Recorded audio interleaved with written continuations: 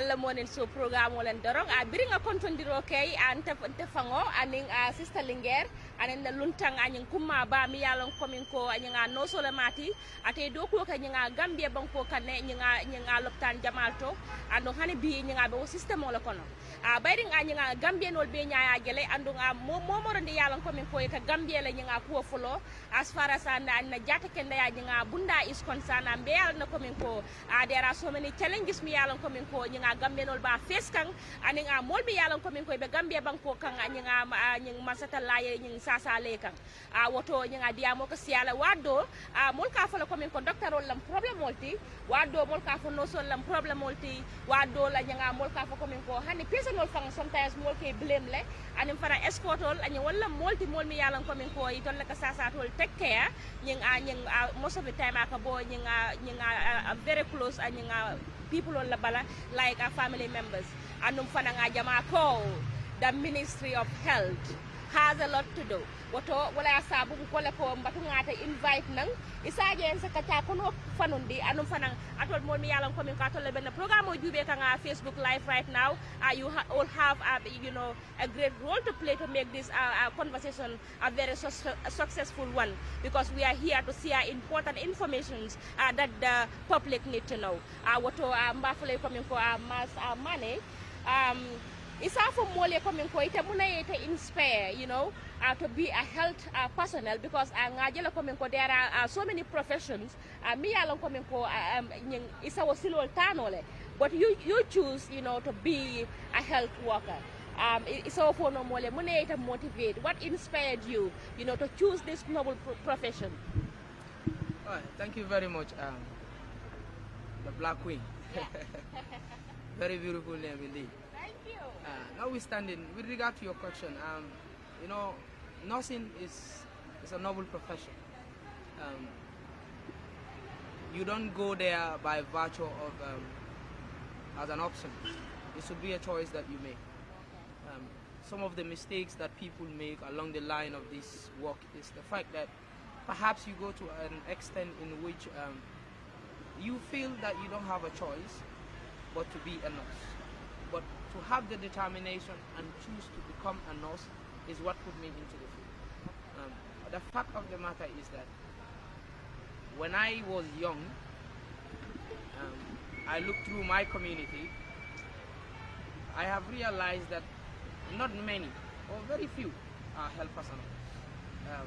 As a young boy growing up, and I know how we used to struggle because I was raised in the village. I was born in the combo here, then sent to the village. I was raised by my grandparents. I remember when we were sick in those days, we don't have medical attention. And at some point I was like, okay, look, one day in life, I will make sure, have the determination, study for it, and become a health worker. And I choose to become a nurse for a particular reason, because nurses are the fundamental unit of a healthcare sector. I have the qualification. Black, thank you so very much. Kon nag viewers yi ñoo ko déggandoor ki nga xamante ne moom mooy Mass Manneh wax na something very important loo xamante ne ni yaakaar naa ndaw bu nekk rek war nga mun a góorgóorlu nurse wala docteur waxut ne amut waaye bariwut moom dina def kéemtalaay kàttanam ba mu gis ne moom li des ci dundam bi dina ko def dina nekk nurse boo xamante ne nii dafa dimbale ñi nga xamante ne nii dañ ko soxla jàng na am na ay kayit yoo xamante ne nii mun na koo taxawal pour mu yóbbu ko mu dem jàngi nekk docteur waaye mu ne bëggut a def loolu dafa continuer ci nekk nurse bi mu nekk nurse ngir dimbale ñi nga xamante ne nii definitely dañ ko soxla lii naka nekk ay kàddu yoo xamante ne ci gémmiñu Mass Manneh la jógee Sister mu Linguère nekk kàddu yu am solo ba pare xanga ni nga ko translate xanga is definitely very clear, and I believe ne comme xanga the listeners xanga ñi nga xamante ne comme xanga ñu ngi ñoo seetaan time bii nii understand nañ Mass the response hanga bi nga xamantene hanga lool la jëf hanga bu mako laaje hanga this question that was hanga what inspired him to choose this noble profession to be a nurse loolu dala ñi nga keta jabir mi yalla ko min ko kumata bakele bringa ñi nga Mass Manneh ñi ka min keta senior nurse ti mun dalil la ya sabu ñi nga ate ñi do ko choose coming ko ñi nga do ko dol ñi betu je ko ala fakka no solti ako ate de ate keta multi mi yalla ko min ko mi yakulu ñinga mamala ya kulu do ñinga wuluta kombole ñinga bari ñinga yata kulu ñinga dami nga je mu village jolti woto ñinga ata tarta wolto ayaje ko min ko ñinga jata kende ya bunda ñinga anem fana ñinga molka ñing kolka ñaming wonata pour kata inspire ñinga ko ñinga ata be karannale aya jube ko min ko ñinga be kala no soti ñaminga ñing pour ka mol makoy bokata fenti mi yalan ko min ka ko mate bakele akata Mass Manneh fana ngata kata multi mi yalan ko min ka ko ni nata ñinga karangola karola min mo qualification oti document sol babul la document sol mi yalan ko min ka sa support nole pour ay karanga ñinga ko no sot ay ñinga ko docteur oti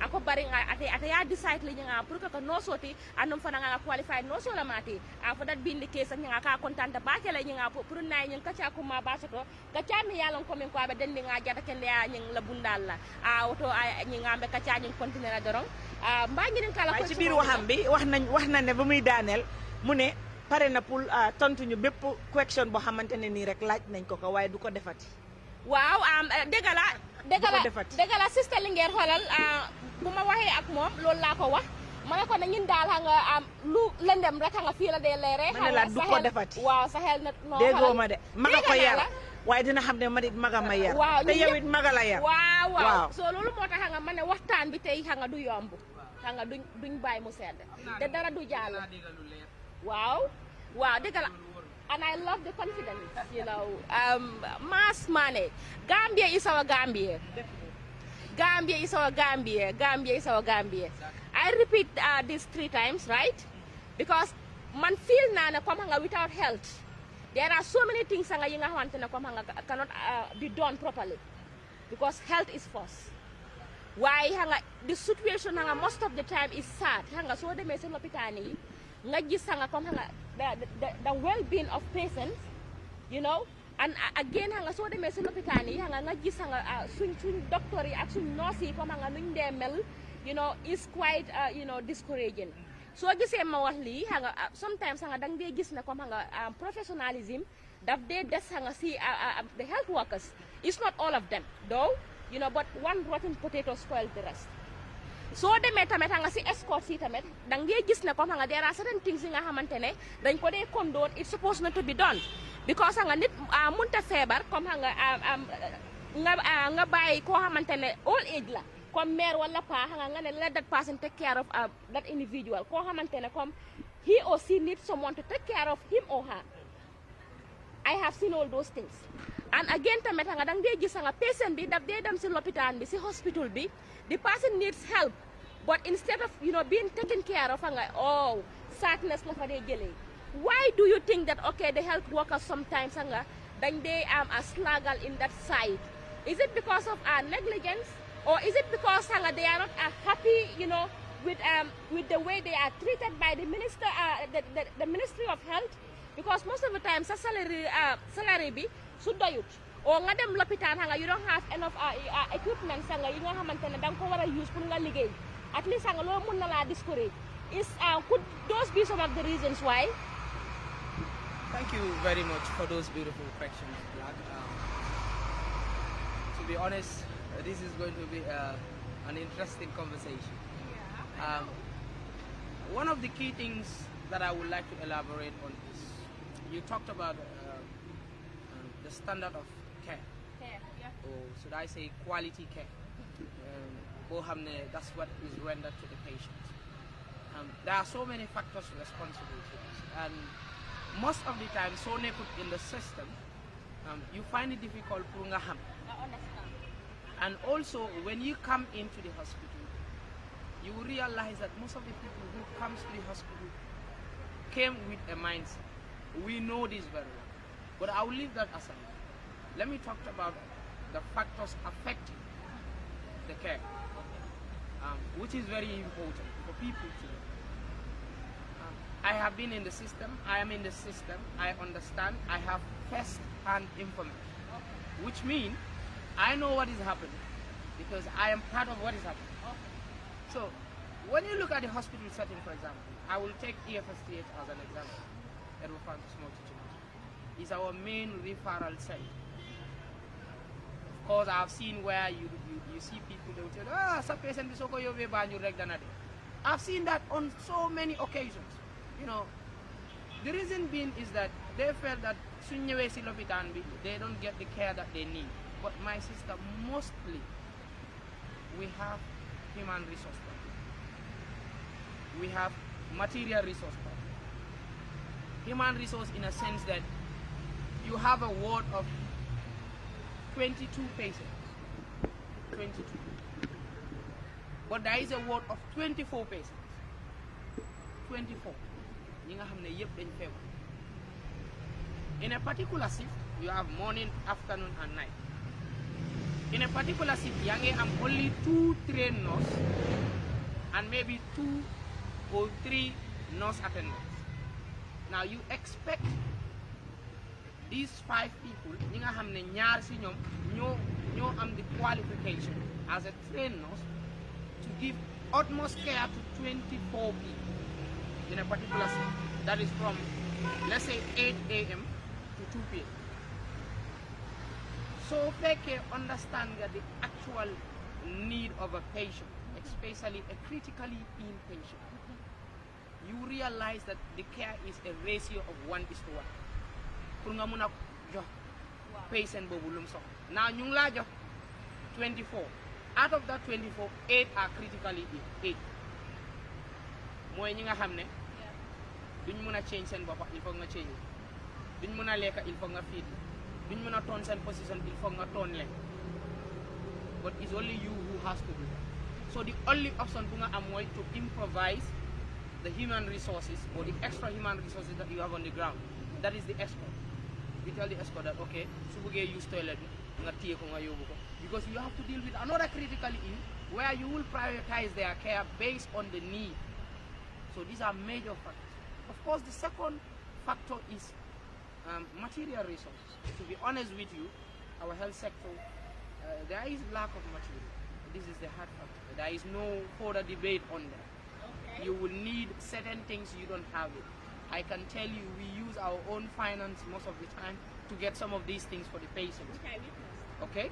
There are so many times that we go to an extra mile just to make sure that the patients and the families are happy.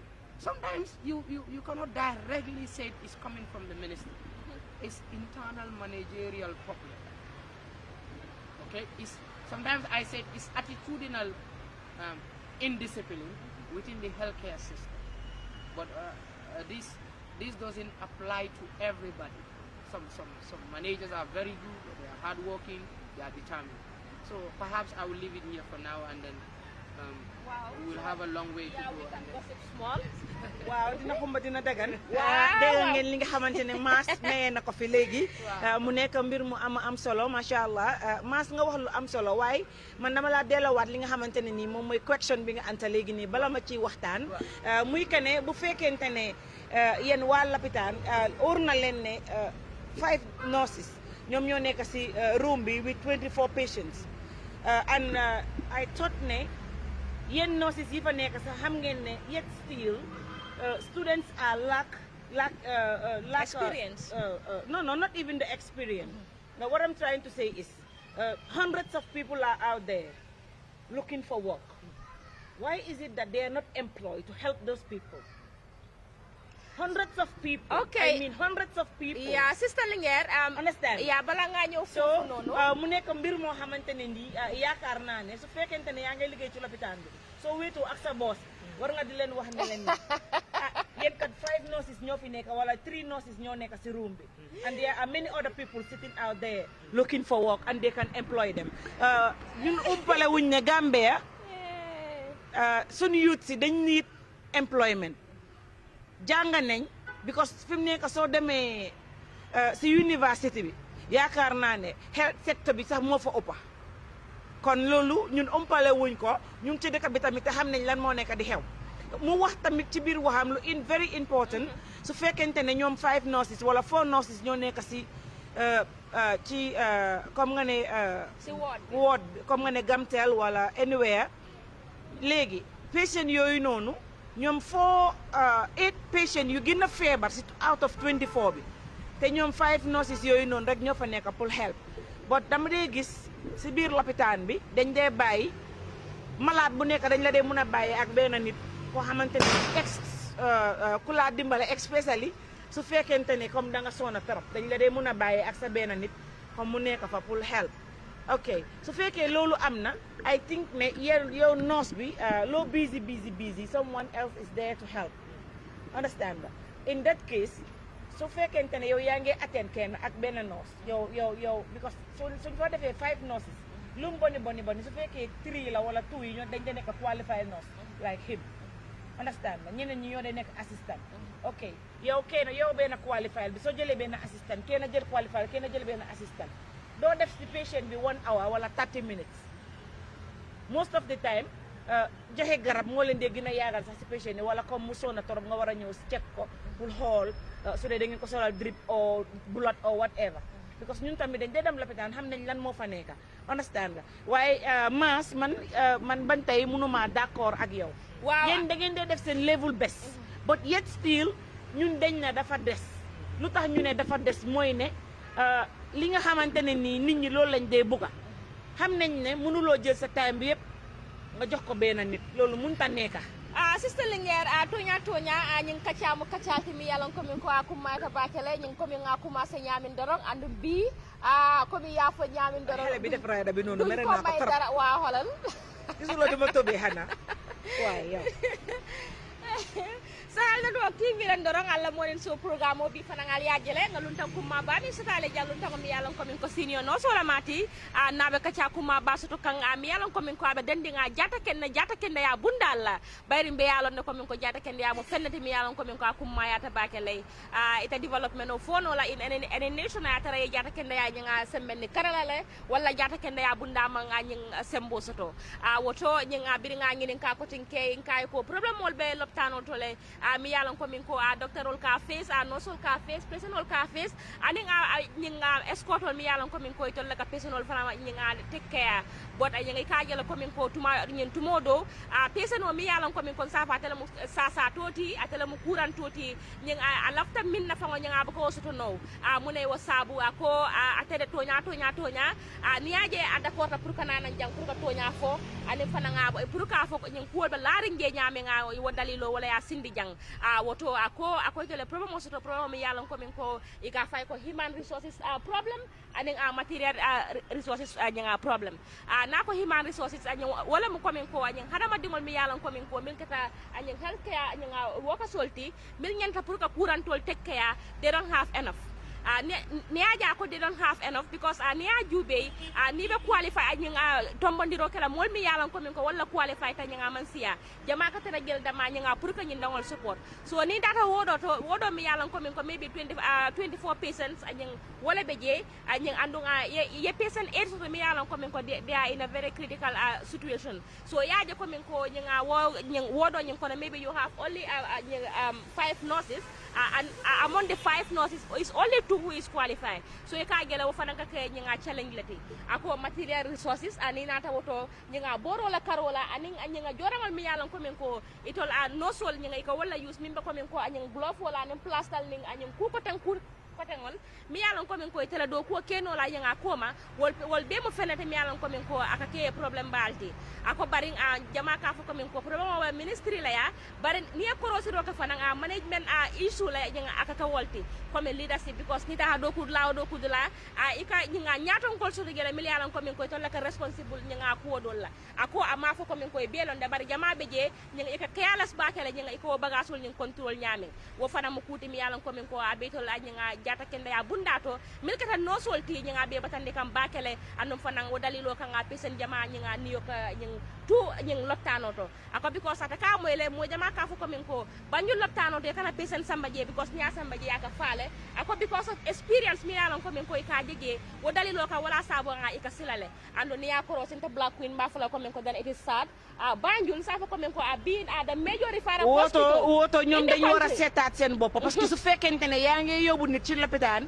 ñu ne la bu ko fa yóbbu boo ko fa yóbboo mu dee loolu dégguma ko lopitaani Banjul am na yeneen private hospital yoo xamante ne ñu ngi Banjul fii ñëpp dañ dee wax ne saa yoo fa yóbboo sa nit mu dee te ñaareel boo ko seetloo dëgg la mu nekk mbir moo xamante ne nii ñoo lopitaan yooyu dañ leen war a tëj parce que tamit yaakaar a tax nit di jël nitam di ko fa andi waaw sister Linguère yow man dama la bëgg a lan moo waral ngeen ay sàggan yéen lu mel ni lopitaani Banjul am na ba ñu leen naa war a laajoon indil seen patient muy war a dee toujours ba ñu leen ko ba mu nekk a wóoy ba yéen si seen boppa ngeen koy dégg am na question waa déglu ma waxuñ ba ma kurpeñ ko rek du ma xam ne waxtaan am na question nga bi nga ko laajoon sànq mu nekk question boo xamante dafa important torop nga ne ko ne nga comme there are so many youth yi nga xamante ne comme nga ñu ngi uti liggéey soo nga su fekkee ne comme nga ñu ngi am problème nga like human resources problem waaye man si suma gis-gis ak the little understanding bi nga xamante ne comme nga loolu laa am nga si wàllu health man I believe na comme nga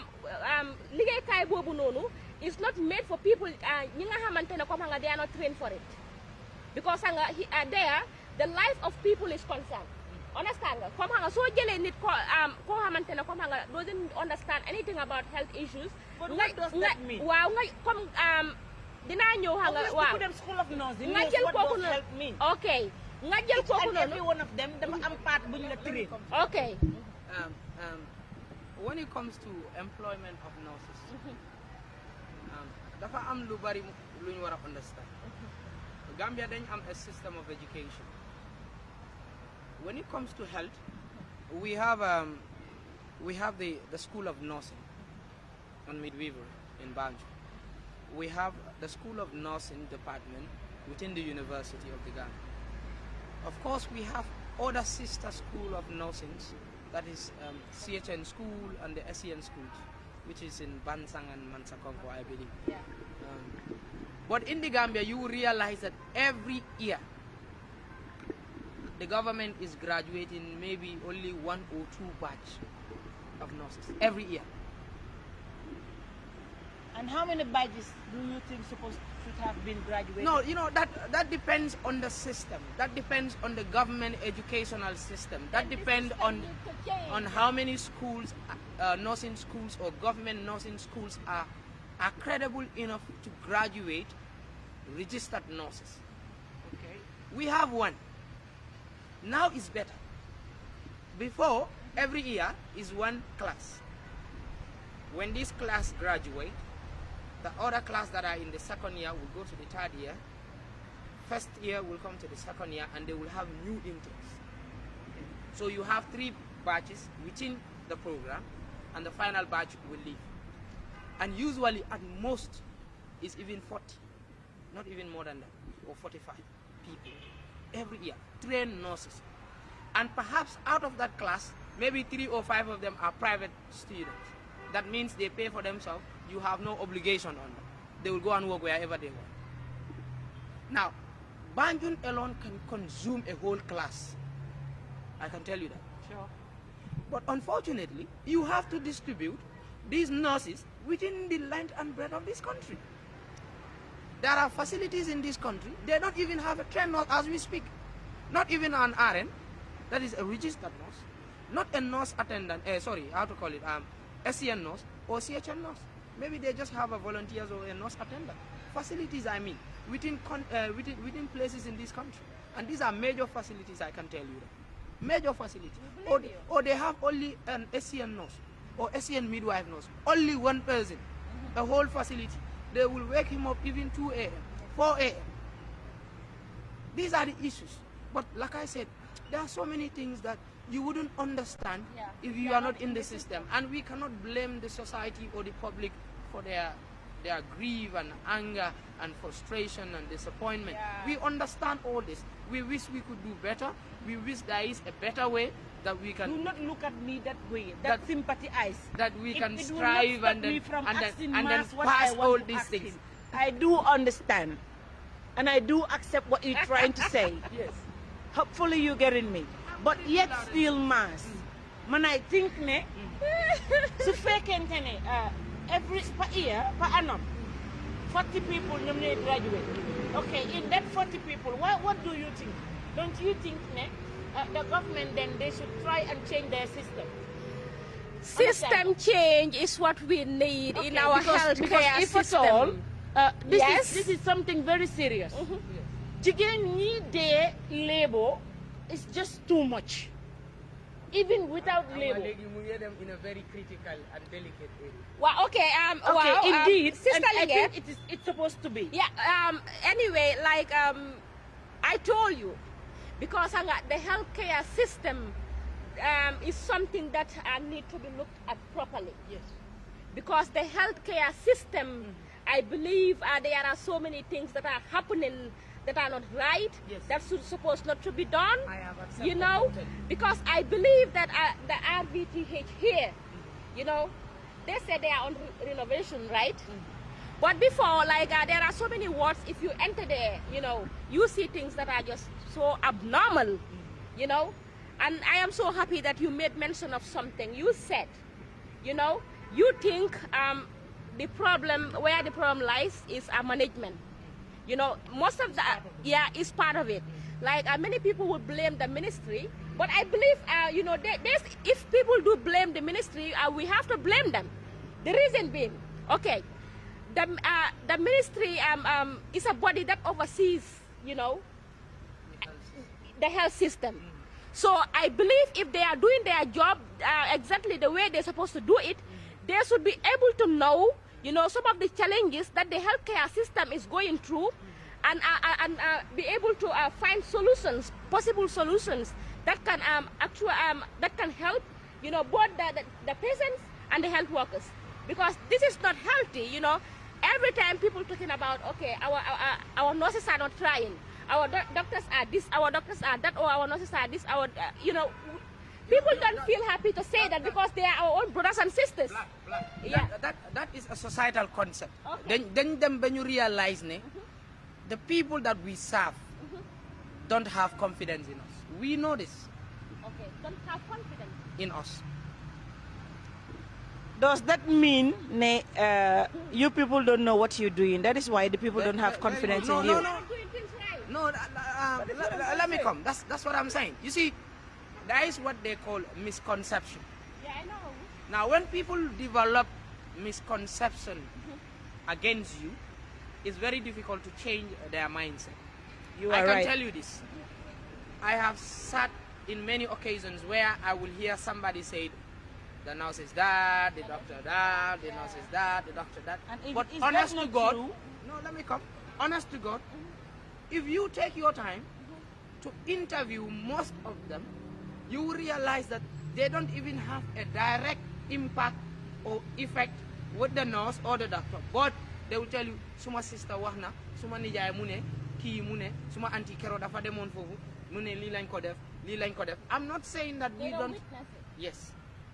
But I am trying to tell you, there is a misconception. People already felt that the healthcare system is this. But so don't that you is think if at Let me all the make this- doctor no, or let- the let- nurse let me did make not this do one. that, they will not say yes? Yes, let me Because, for example, no, I won't allow him. Let me For make example, this one clear. Black Queen, if I go to the hospital and come back, tell you that the doctor did not attend me properly, if you go to your house, you will tell those people that today my sister went to the hospital and the accept. doctor did not I attend her properly. Yes, So and this which is the which is problem. very wrong. But that's what I'm saying. I It said is not wrong, it is very right. no. I mean Because if you people did your work, I don't think the people what I mean outside wrong will be... is the healthcare personnel not doing his or her job. Okay. Which is absolutely very wrong. Okay. No doubt about it. What I'm saying is we have a problem. The problem is interrelated. Okay. Now the system is not good. Okay. I'm not going to side with the system. The system is not good. Yes. Sister Linger, Woto Sahel Network TV. I'll go to Jube Kandorong and the morning so program. Let's go for We a will short have break a and short, come back. a short commercial break. When we come back, we continue the topic of discussion because it's interesting. Definitely. A short commercial break. We'll be right back. Our healthcare system. That's the topic of discussion today. The health.